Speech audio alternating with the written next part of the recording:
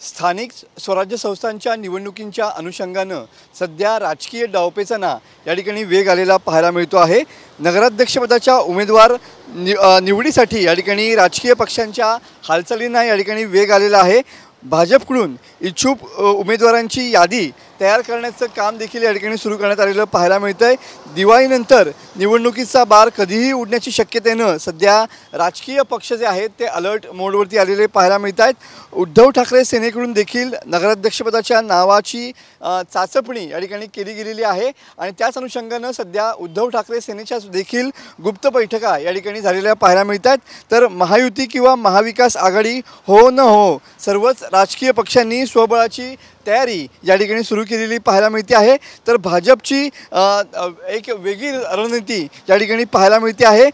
कुठल्याही पदासाठी एकाच घरात एकच उमेदवारी अशा पद्धतीची नवीन स्ट्रॅटजी या ठिकाणी भाजप यांनी आखलेली पाहायला मिळते आहे।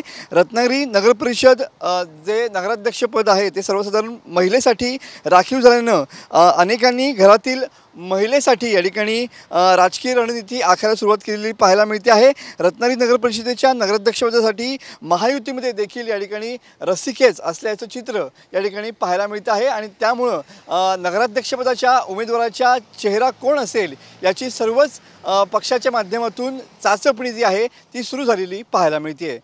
कॅमेरामन समित गजनेसह मी मनोज लेले, TV9 मराठी, रत्नागिरी।